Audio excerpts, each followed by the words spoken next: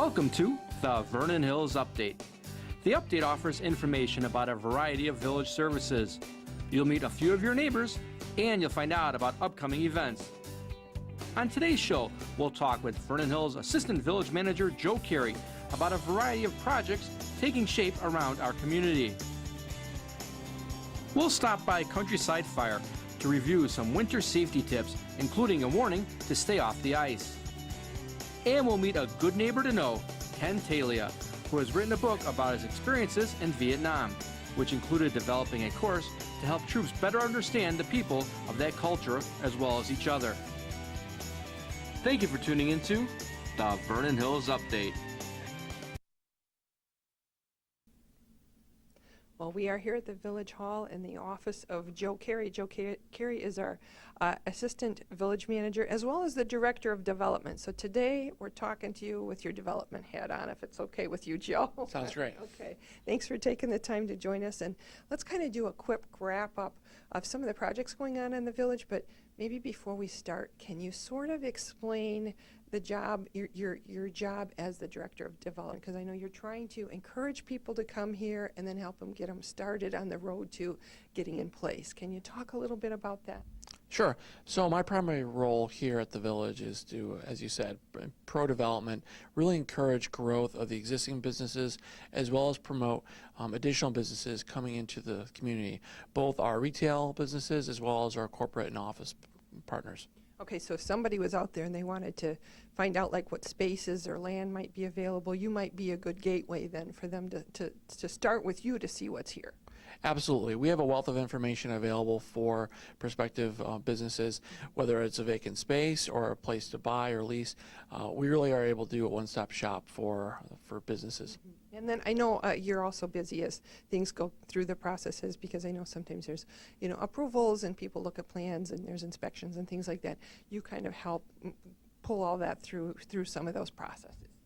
Exactly right. So we have a lot of information on our website that details exactly what our development process is. And it is very streamlined, and we definitely are pro-development. We want to see business come into the community and be successful. And part of that is a process that we involve in my department, and I manage through, whether it's reviewing proposals before the village board or just going through a simple building permit. Gotcha. So that's development here, a lot of information online. And in fact, some of the stuff we're going to talk about today, you can go online and see some of these projects. But one we really want to talk about right now, it's called Melody Farm, I guess. We know it as the property owned by the Cuneo family, that empty space at the northeast corner of 60 in Milwaukee. We see a sign out there now that says Melody Farm. Can you tell us about that? That's been empty for years, and it's been for sale for years. So where are we at right now? So right now, it's a really exciting development. It's about 33 usable acres of property, a total of 50 acres actually there, 33 of which will be utilized for two components. One will be approximately 270,000 square feet of retail shopping center space, really taking into new businesses that aren't currently in the village. So looking at a high-end organic grocer, other restaurants, and other retail goods that we just don't have currently. And I know when we started talking before we started rolling tape, but it's the kind of thing that you don't have names, because these people, when they're developing, they never give you the name until everything's signed on the dotted line. But that's what we're looking at least in generalities right now. That's correct. They're still going through the leasing process.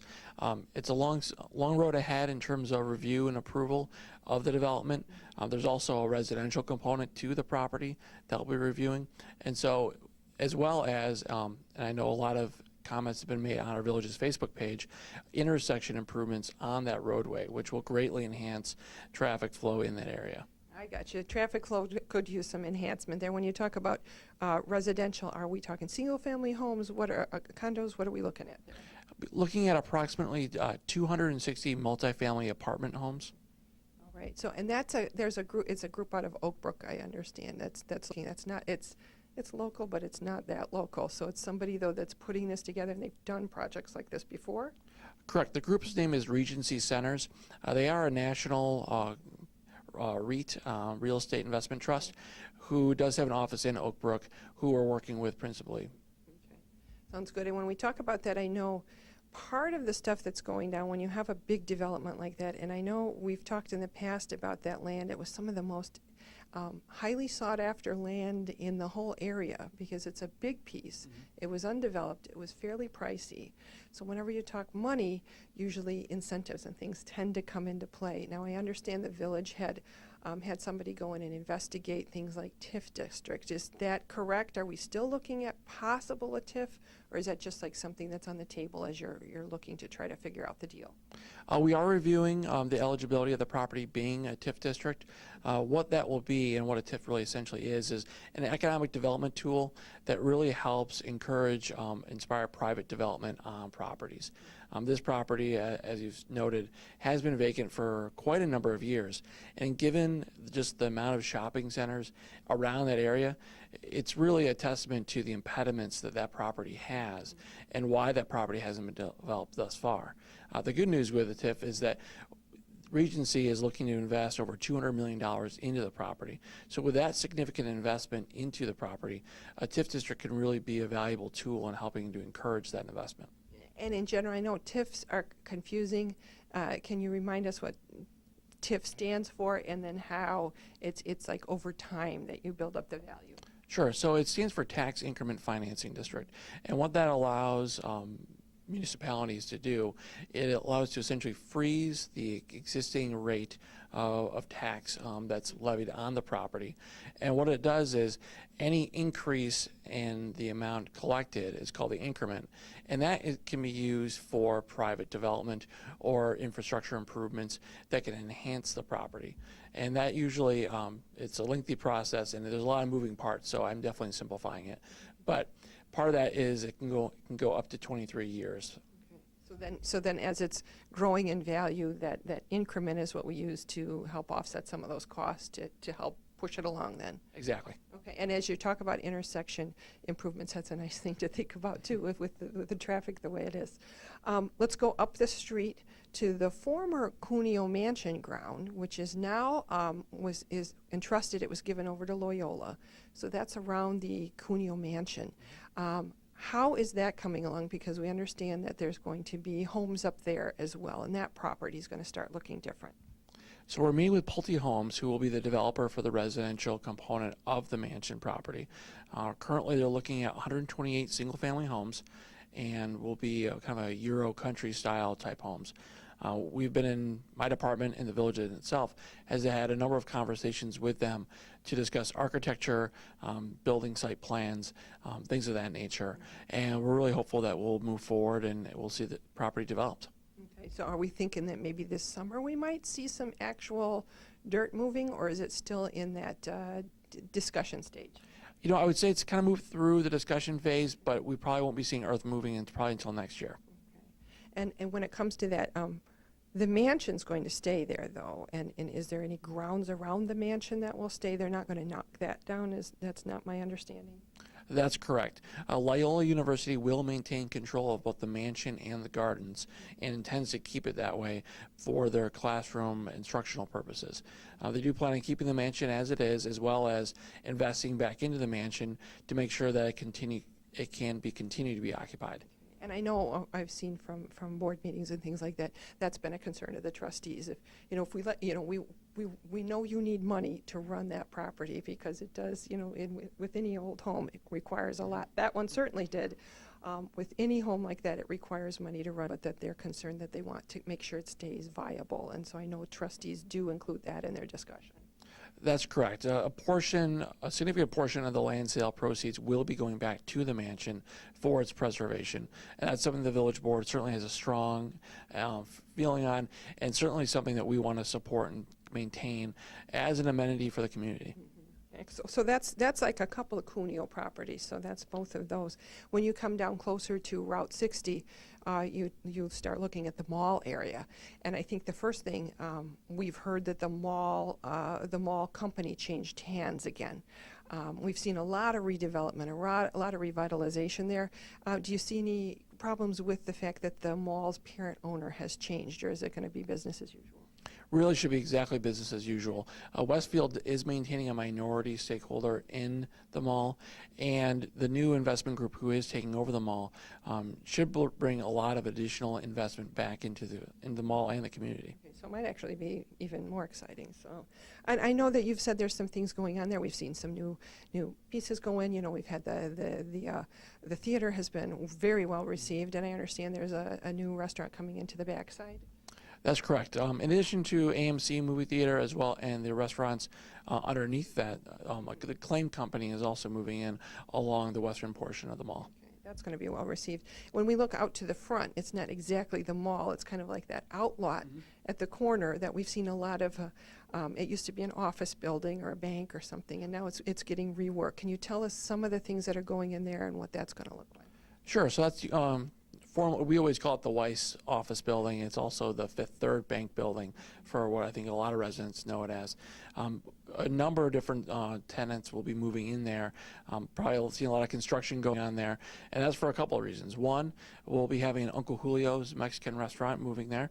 So they'll be occupying the southwestern portion of the property. In addition to that, there'll be a number of small retail stores, T-Mobile and things of that nature. And then on the northern end of the building, we'll be seeing a Northwestern medical office building. So we get more medical in town. I see a kind of a curved wall going over in front. It looks similar to one that's down on the south side on Milwaukee and 45. Is that going to be like kind of a sign, or what do you expect there? We're anticipating a decorative retaining wall with a lot of landscaping, really trying to create a land feature at that corner. That'll be nice. So similar to what we've seen down at the other side of town. Okay, that's interesting. So that's around the mall. A lot of stuff going around in other places in town, and I know one of the projects that has been on the hearts and minds of a lot of people in town is Menards, and we see there's nothing going on there right now. Everything's stopped. Can you tell us the status of that project? Sure. So where we're at with Menards right now is they're already set to go to continue construction. They've already actually done a significant amount of work on the site already. They've paved the interior roadways as well as installed all the underground utility work and the retaining walls. Just this past fall, they actually installed landscaping along the property line of both the northern edge of the property as well as the western edge of the property. What they're waiting for right now, in addition to the obvious winter conditions, is for the lawsuit that's currently being underway to be resolved. Okay, and that's a lawsuit that was brought by some of the residents right around there that they wanted to stop the project. So it's not that they've been ordered by the courts to stop, they're just stopping and waiting. Correct. That was a decision that Menards made to stop construction, and our belief is that should the project move forward, they'll be ready to go for submitting for building permit in the spring. Okay, that's Menards. Another project we've been watching is along 60. It's a little further west. Use Mandarin. That's the former Silk Mandarin or Asian Silk. We know that property for a long time, and we see they're doing lots of renovation in there. Do you have any idea when that's going to be starting up? So we're really excited about that. We've heard a lot of positive feedback from residents as well as retail brokers who've talked about just the quality that Use will bring to that property. We're looking at probably a late spring opening. They're continuing to do work on the property, and we're looking forward to seeing it open. We'll see if we can get a look in there when they do get open. We'll bring an update over and see what we can do. Just down the street a little bit more, there is the former Famous Dave's, and I know there was a group that was going to come in there and have a restaurant. Have those plans stopped for a while? So right now, coming forward before the village board will be a proposal to put a McAllister's Deli at that location. McAllister's has several locations around Geneva and Naperville. And what they are is it's a gourmet deli. It's very similar to a Jason's Deli or a Potbelly's, providing sandwiches, soups, things of that nature. Okay. And an eat-in area, I suppose, because it is a nice big facility there then. So. Yeah, I think it'll be approximately 4,200 square feet of space. Okay, we'll watch for that to come forward. So that's just going before the board, kind of preliminary at this point then. Exactly. They'll be probably going through the entitlement process with the village through the spring. And if all goes well, looking probably for approval and construction early summer. Okay, sounds good. Another place we've talked about, it's the former OPA's that isn't there anymore. It's been, I think the demolition is complete, and the Park District took that over, and that's just going to stay in that look there for a while, and they're going to use that open space. That's exactly right. We're looking to preserve the open space. That's something that the Park District and the village worked on cooperatively to maintain that amenity for the residents. That'll be nice, especially come summer celebration time. Another thing I've heard about is Mod Pizza over in River Tree, in one of the outbuildings over there. That's correct. It's going to be going into the outlet building just adjacent to the DXL building, and we'll also have outdoor dining. Okay, so it's another, are we thinking that might be this summer? That's correct, yeah. Okay. We like to have all those places to eat, you know, in case you didn't notice.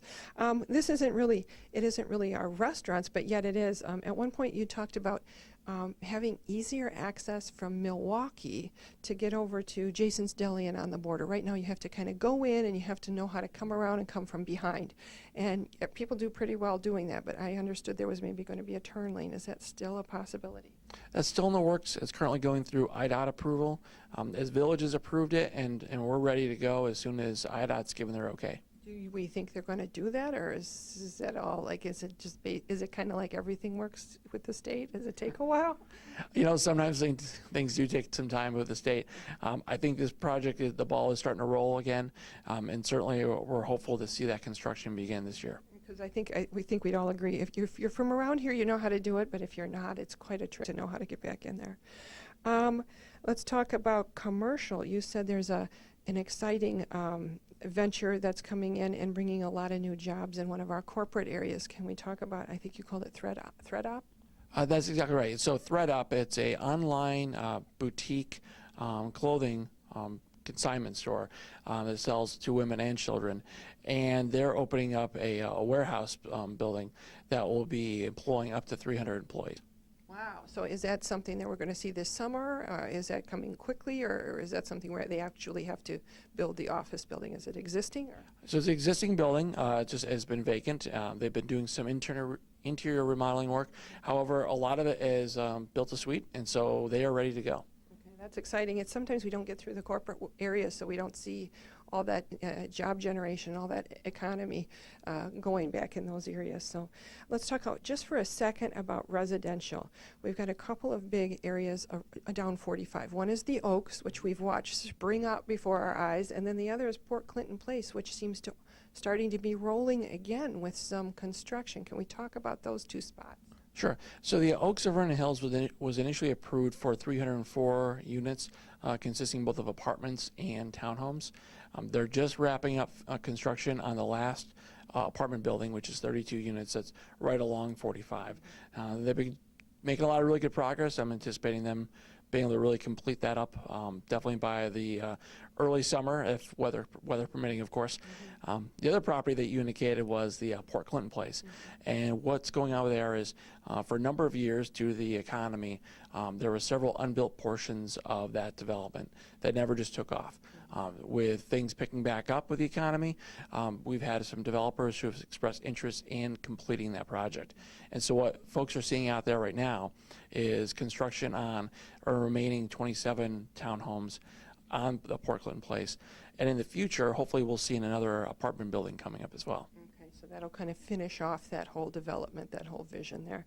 Well, another thing, we've seen signs, we've seen it on the website. It's called Woodland Chase, which is on Route 45 near Buffalo Grove. Right now that's like I think there's like a couple houses, there's some trees, there's some things like that. Is that still going? It is. We're still going through it. Right now we're working on scheduling a public hearing in front of our Planning and Zoning Commission. So it is moving through the process. That is a piece of property that would be annexed into the village should the development move forward, and will be for a single family home development for about 53 homes. Wow, that's a lot more houses than I expected. It must be bigger than I thought back there. So, I mean, it's not, to me it looked like, you know, a couple of lots, but it's substantial.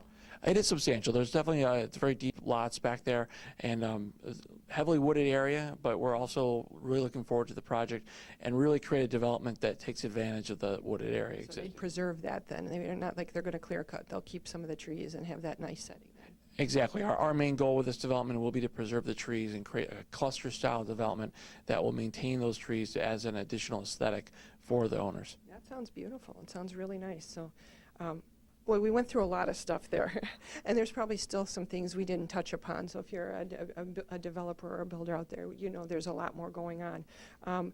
if you want to, if you guys have questions, or if you want to find out about something, or if you want to find out what properties might be available for you to develop, this is kind of the one-stop shop. You guys, you and your staff are here. You've got the website. You're available via email, but you're here to talk to people. Yeah, absolutely. I mean, we are pro-business. We want to see more businesses grow and be successful, and the only way to do that is to come on in and talk to us. We're happy to help.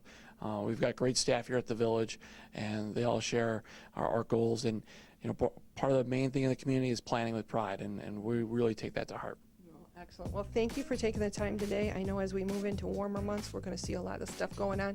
We'll keep an eye on it. We'll come back and visit you again. So, Sounds great. okay, thank you.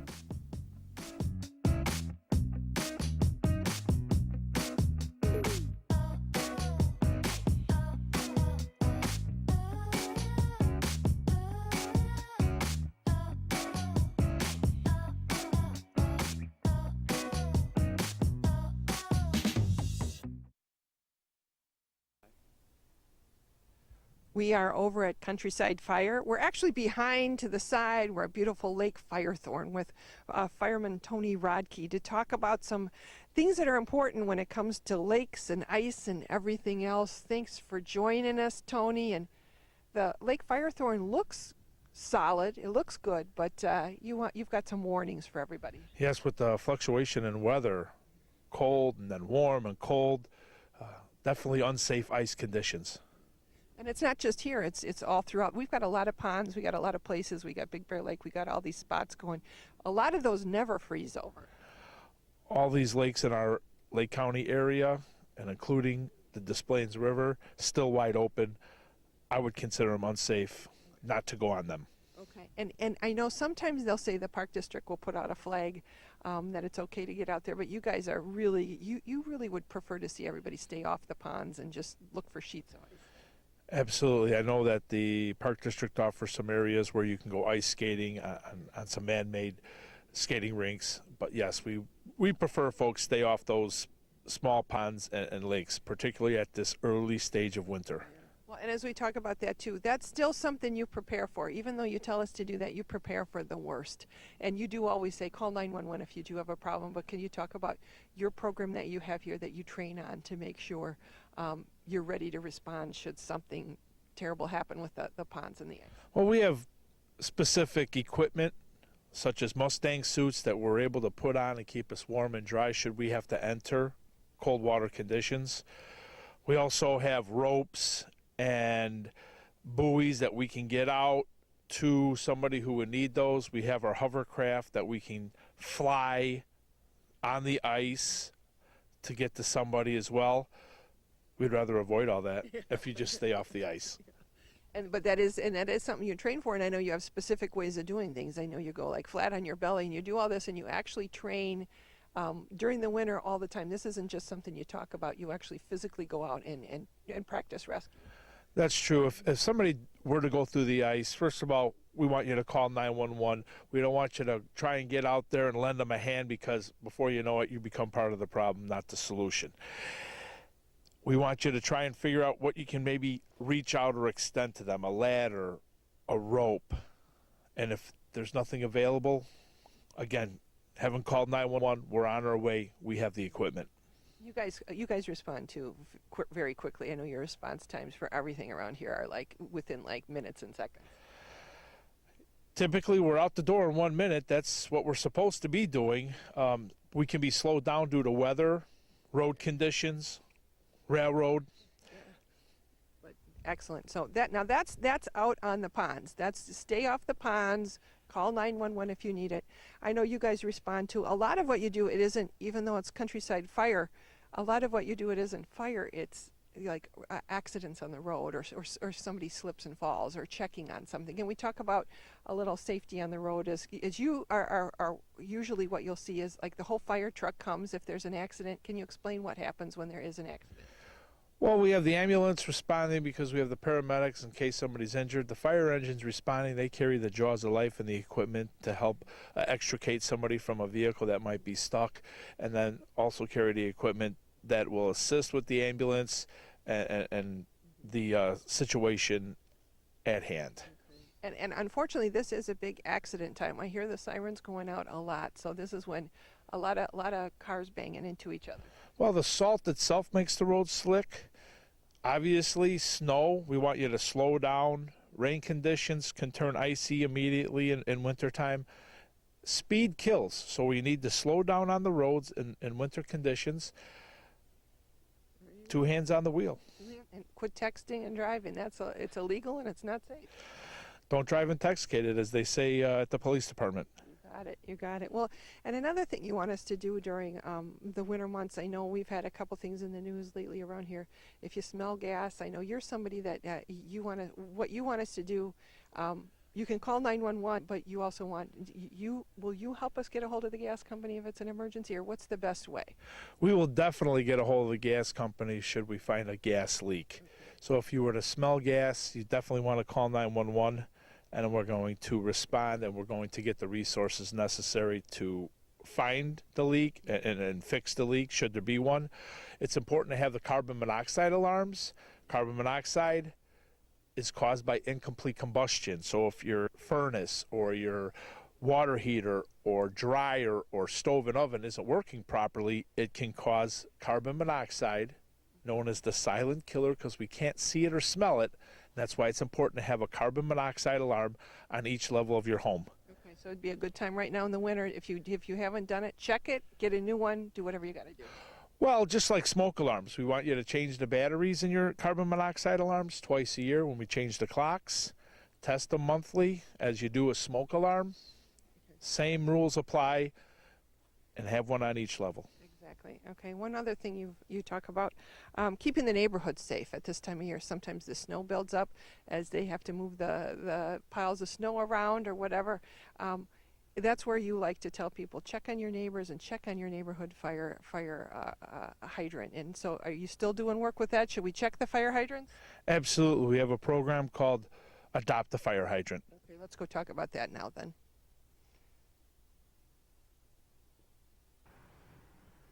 Well, let's talk a little about that Adopt a Fire Hydrant program. You want people to keep your neighborhood safe and ready for you guys. So what is the Adopt a Hydrant program?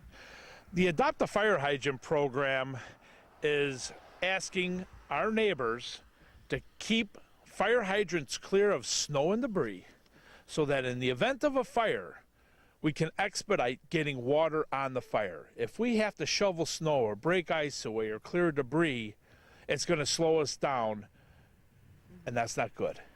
Now, you got a lot of neighbors out there that do that already, just because they're good neighbors. But if you've got somebody that wants to get a little recognition, if you've got like maybe a student or a scout or somebody around that like a little recognition, what does the program do? What, do you call, and how do you get involved, and what do you get in return?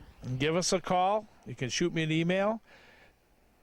I'll bring over one of these Adopt a Hydrant certificates framed up for you, showing that you're going to take care of a specific fire hydrant close to your house, whether it's on the corner of a couple streets, and that's your recognition and participation for us. And the gratitude of your entire neighborhood if you do that too, right? Absolutely. It's a win-win. You're helping us, helping all the neighbors should there be a fire. And speaking of neighborly, if you notice neighbors needing help with shoveling the steps or clearing snow on the driveway, particularly senior citizens, lend them a hand. Mm-hmm. Well, and think about that. If they do need help, or you find out you see something that's going on and you think there's something wrong, if you have to call 911 for them, it would be nice if you guys didn't have to shovel to get the help to them. Well, we'll do what we have to, but it is really, again, a win-win if neighbors are helping neighbors. Well, if you want to find out more, you guys always have a lot of information online. Tony's around the neighborhoods and the schools all the time teaching people. Sign up for the Adopt a Hydrant if you'd like a nice certificate for your wall or your bulletin board. And as always, we always like to close reminding people, when in doubt. When in doubt, call it out, 911. Thank you to you and your entire crew for your help. And take care, and thanks for taking care of us. You're welcome.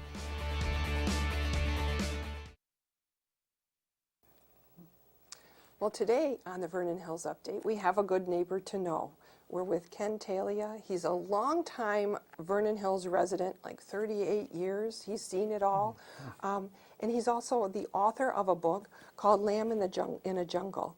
And we'll tell you more about that book, how you can get it, and his experiences writing it, and some important information from that book, some groundbreaking work he did when he was in the Army. So thank you for taking the time to join us, Mr. Talia. Happy to be here. Sometimes coming into the studio isn't the most fun, but appreciate you taking the time. And we always do like to get to know our neighbors, because oftentimes in Vernon Hills, people are moving in and moving out. You've been here for how long?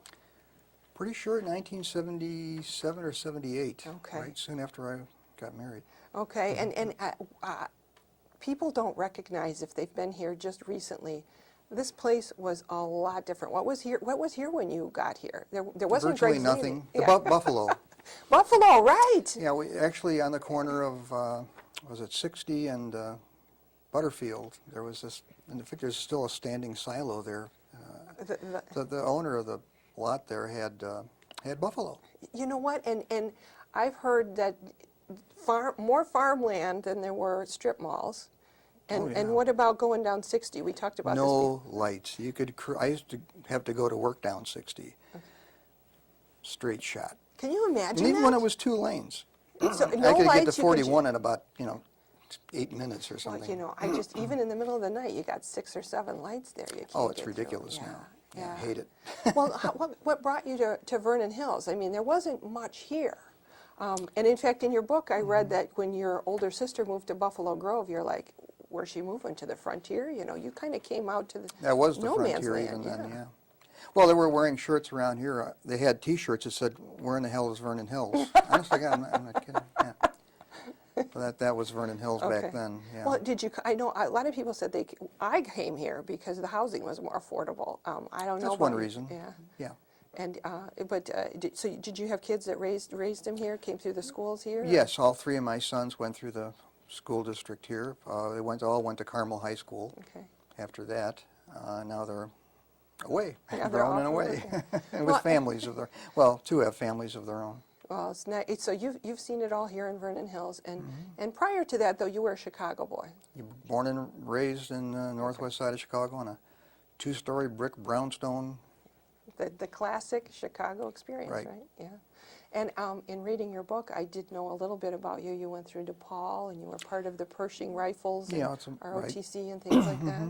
Yes. And once you got out of school, though, that's when your experience from Lamb in the Jungle started. Because when did you end up shipping over to Vietnam?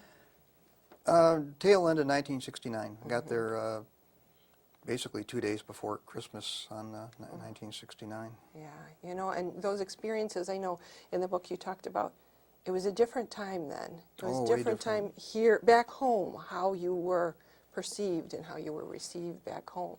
Well, the returning When- vets? yeah, exactly. Well, I didn't want to grind any axes in the book, but I think everybody knows that the Vietnam vets were not treated very well by the citizenry when we returned by and large. So I'm it's over and done with. Yeah, yeah. But what do you feel like when you see now that we are able to? I love it. Yeah. It's great. My son is an Iraq war vet. My oldest son. Okay, so he had a better experience coming back? Yes. Okay, that's good to know. Well, part of your experience, too, as you talk about in this book, you don't just talk about the stories of war. Right. You were involved in something, you were handpicked for something pretty surprising, I think, to me. You were part of the Army, but can you tell us about the course that you were picked to train? I can't think of the name of it right now. There were a lot of Well, there long wasn't names really for a the name. Army. In the book, I refer to it many different ways: a presentation, a course, a class. I mean, I'm a little bit ambivalent as to what it really was. I think more of a presentation. I was a fire direction officer at that time after having been a forward observer attached to an infantry company in the field for 4 months. I was assigned to be a fire direction officer. It's on a fire base. And one day I got one of the guys there called and said, you know, hey, Lieutenant, or LT, they called lieutenants, unless they didn't like you very much. LT, General Atterbury, who's an assistant division commander, you know, division's a big organization, is flying out here to see you. And I said, what? You know, what the heck's he coming out to see? I was a lowly second lieutenant, you know, at that time. No, actually, I may have been a first lieutenant at that time. But, so it turned out he was interviewing the junior officers in the division that had either a psychology or a sociology degree. Well, as it turned out, so happened that I had a sociology degree, so I was one of the guys he interviewed, and it was important enough that a general would go flying around in his helicopter to go see people and interview them for this job. He wanted to make sure that the person with the right mentality, attitude, would do it, because they ascribed a lot of importance to it at that time.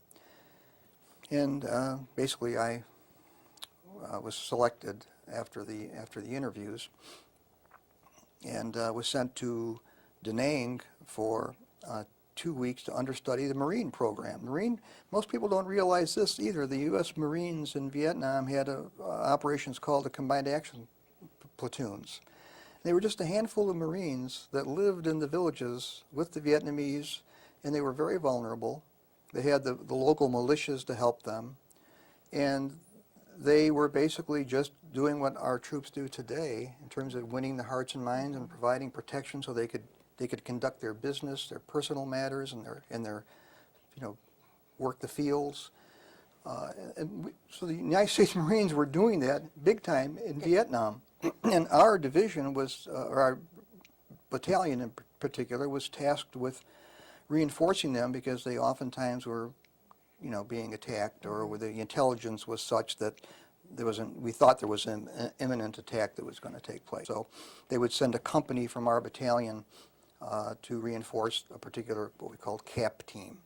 So that was kind of going on. So they sent me to understudy this Marine training program. It was a several weeks long training program the Marines went through, but not all of it was a sensitivity thing that I was involved in. It was like, some of it was language.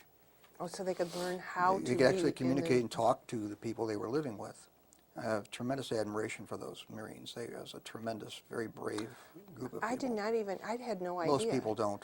And that's another reason why I wanted to write the book. People should know this. So I understudied the part of the course that dealt with basically sensitivity training. And we're talking about nuanced behavior, not just, you know, okay, like in the Army up to that point, every class I ever had was, okay, now this is their culture, you don't do this and you don't do that and blah, blah, blah, and that was it. But this is talking about how people react to your body posture, your language, what you say to them, what you don't say to them, which really, in my estimation, made it true sensitivity training for a bunch of troops coming into Vietnam in a very dangerous situation, and here I'm going to, you know, have to do this. So you were really trying to tell them to open your hearts to these people a bit. Well, yeah, I mean that would have been nice, but the actual mission of the purpose behind the class, there's two purposes: one spoken, one unspoken. The spoken one was to get it through the soldiers' heads that if their ability to act in the prescribed manner would actually improve their chances of getting home alive. Oh, yeah. It was a you know, enlightened beneficial. A good tactic for survival. Yeah. Right. Enlightened self-interest. That's what I'm trying to think of. So that was you figured that would be the way you could really sell it, more than on a moral basis or any ethical basis or anything similar. So, but it did have to bring into play the moral aspect of it, ethical aspect of it. But the Army didn't care why you did it. They just wanted you to do it, because it also would not only improve the chances of the soldiers to get back in one piece, but it would help us win the war, because at that time, finally they had realized that the only possible way we could prevail in Vietnam would be to do this what they call pacification, Vietnamization, and, you know, winning the hearts and minds, so to speak, of the people. So all the eggs are put in that basket. And that's why the division that I was with, the Marical Division, was the largest infantry division in Vietnam. And so they decided high up that they were going to bring this sensitivity part to all the incoming troops that came into through the division processing. And when we're talking all, you're talking thousands.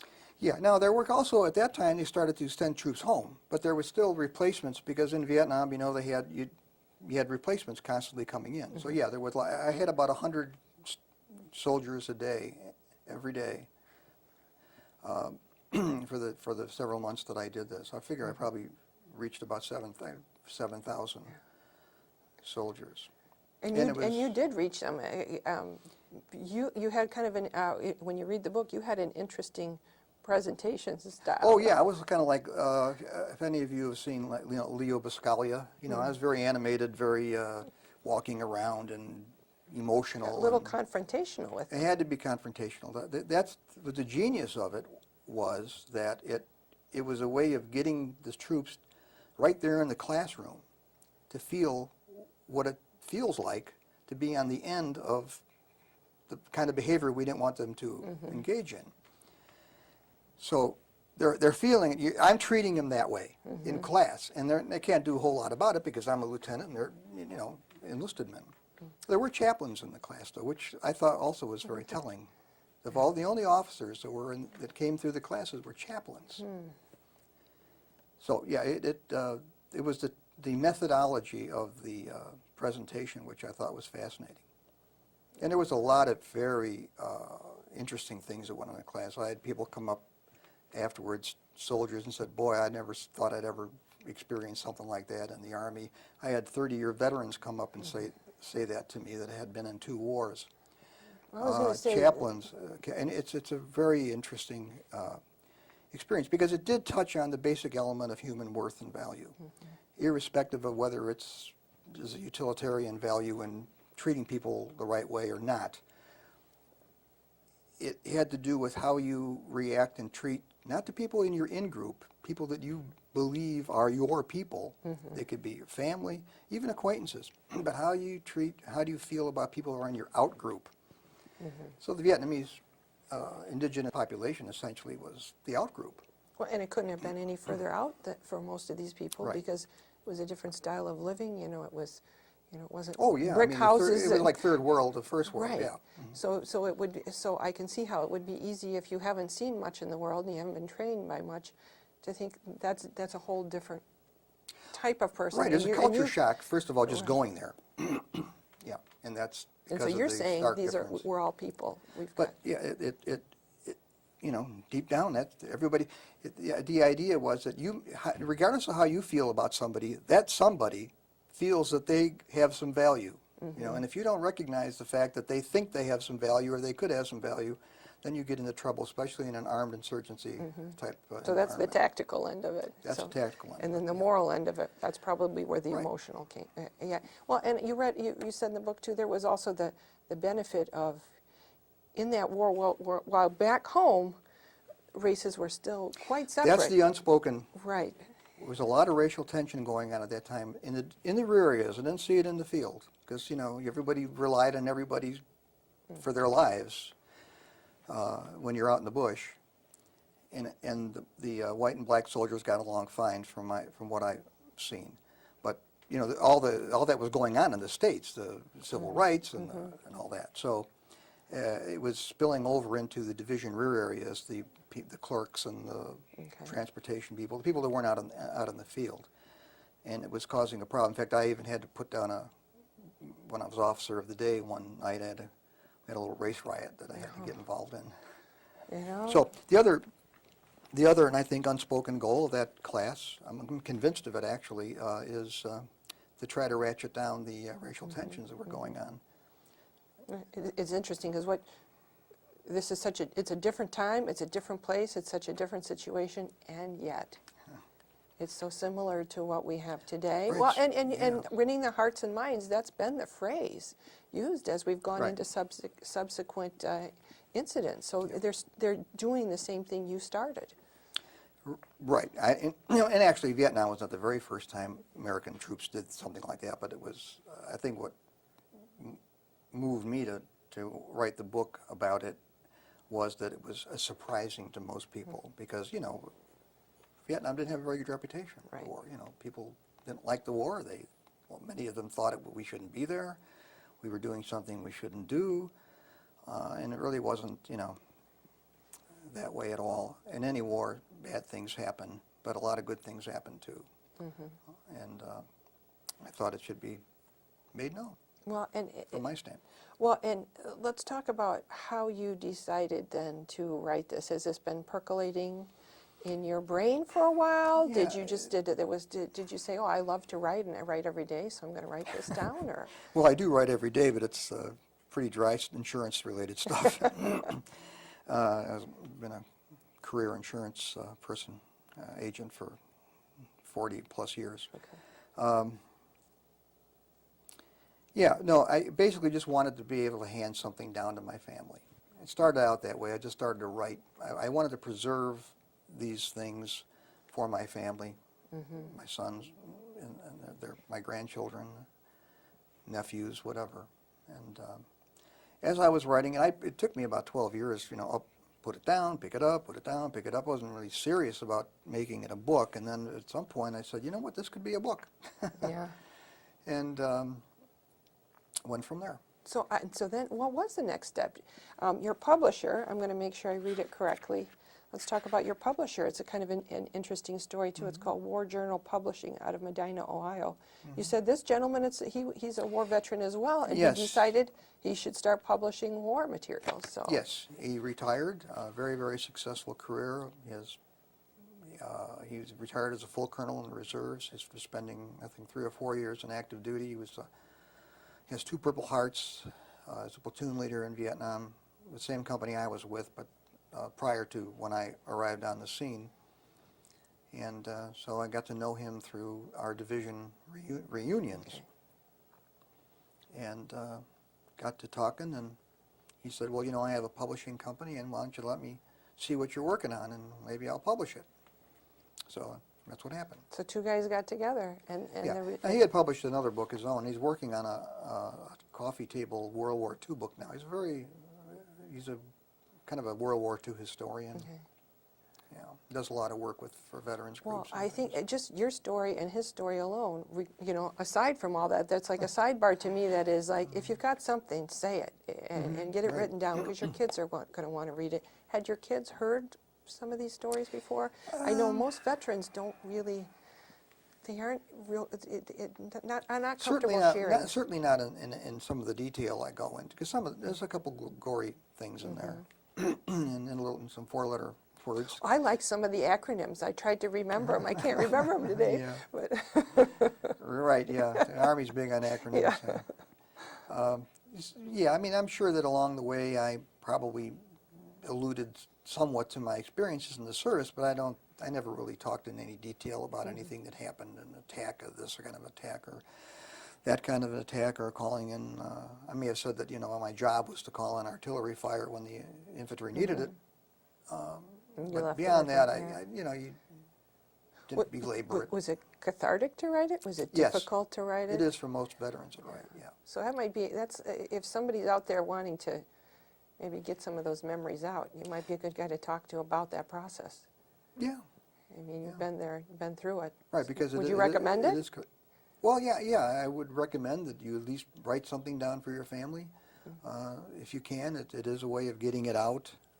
There's a lot of vets today, even in their 60s, and I'm pushing 70, that have unresolved issues about that. Just by the nature of it. It doesn't mean they did anything bad or wrong. Just by the nature of what they were asked to do and where they, you know, how they had to do it.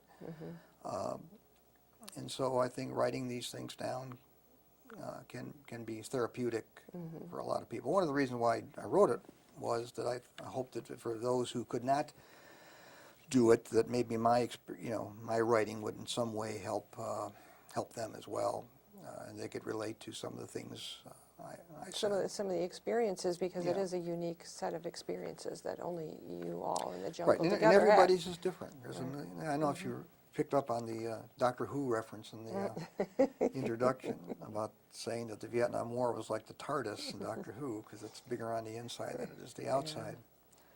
But Well, it's an important book. It's an important story, And it's heartening too to know the thought and the care that went into your program, and the fact it's still going on today and it's still relevant today. All those lessons about, you know, valuing other people, even if it's just for your own protection to get along, but Yeah. the moral and the tactical issues of it all. Now, again, I say in the book, they're not trying to say there's no such thing as evil people, people that deserve, you know, what they should get.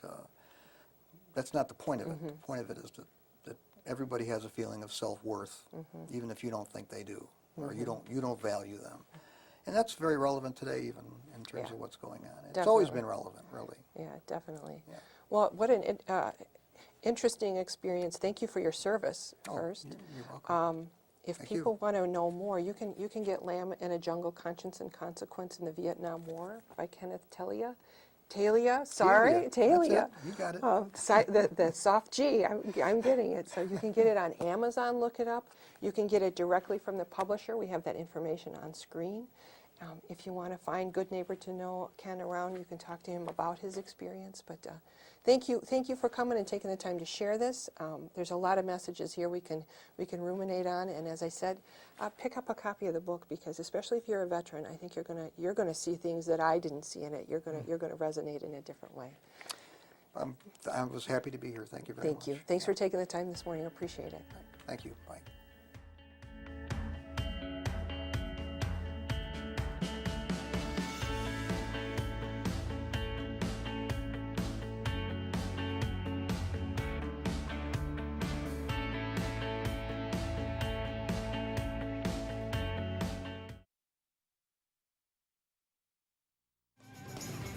Well, that wraps up this edition of the Vernon Hills Update.